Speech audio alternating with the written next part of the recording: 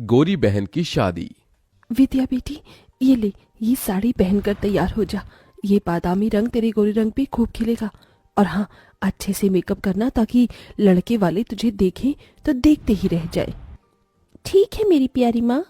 तभी बाहर से कांच टूटने की आवाज आती है। मालती गुस्से में बौखलाकर बाहर आती है जहां कंचन पोछा लगा रही थी। मालती को देखते ही कंचन सहम सी गई। क्यों री काली करमजली, आज मेरी बेटी के लिए कितना बड़ा दिन है। तूने जानबूझकर इस शुभ घड़ी में कांच तोड़ दिया। नहीं माँ, मैं तो पोछा लगा रही थी, गलती से गुलदस्ता गिर गया। कहते हुए कंचन कपकपाई जा रही थी क्योंकि उस दिन बड़ी ठंड थी। क्यों री, हाथों में जान नहीं है क्या? खाने को तो 10-10 रोटी एक बार में खा जाती है। अच्छे से पोछा लगा, फर्श एकदम चमकना चाहिए, और उसके बाद चाय समोसे नाश्ता भी बना देना।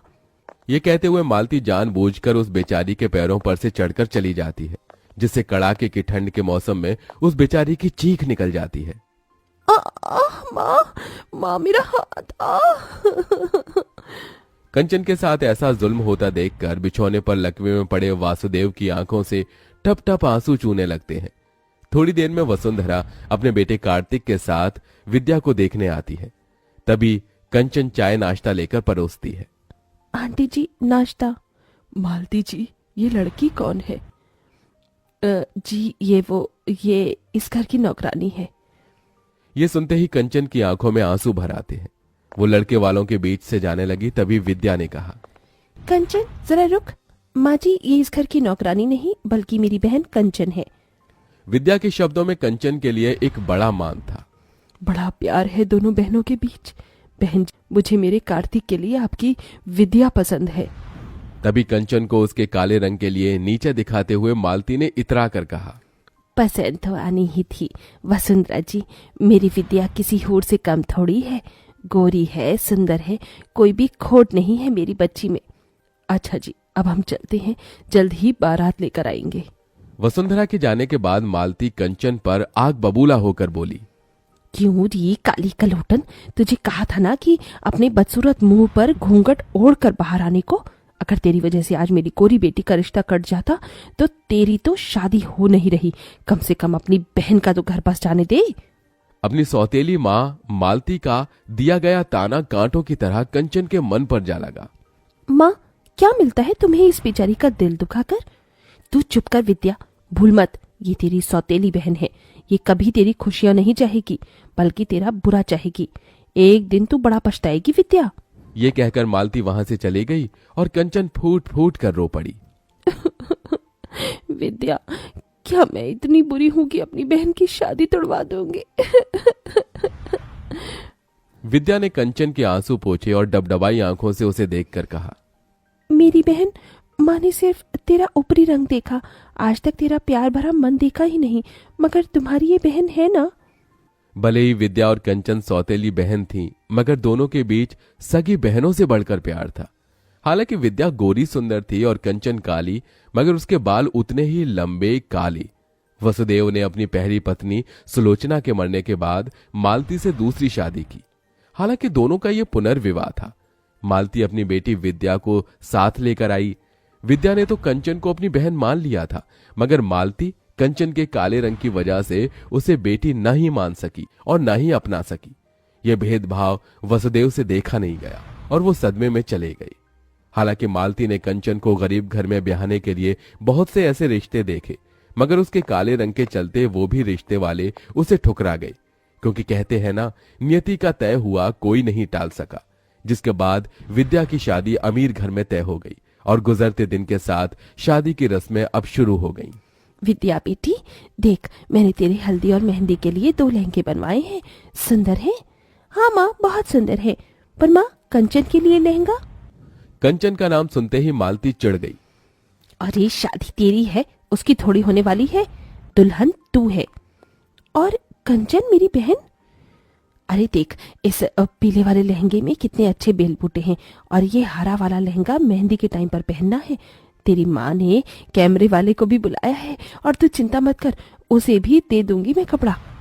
थैंक यू माँ। मालती ने कंचन को देखते हुए उसे एक बड़ा पुराना सा सूट पहनने को दिया, जो कि कई जगह से फटा भी था। एरी कर लो, ये ले, पहन लियो तू। बिना किसी शिकायत के कंचन ने उसे स्वीकार कर लिया और विद्या को हल्दी मेहंदी लगने लगी। पड़ोसनों ने गाना बजाना भी शुरू कर दिया। हल्दी लगाओ रे, तेल चढ़ाओ रे, बन्नों का गोरा बदन चमकाओ रे। मेरी बच्ची कितनी सुंदर लग रही है। अरे मालती, अब क्या विद्या को हल्दी में ही नहला देगी? और क्या, रज रज के हल्दी लगाऊंगी, तभी तो मेरी विद्या का गोरा रंग खिलेगा।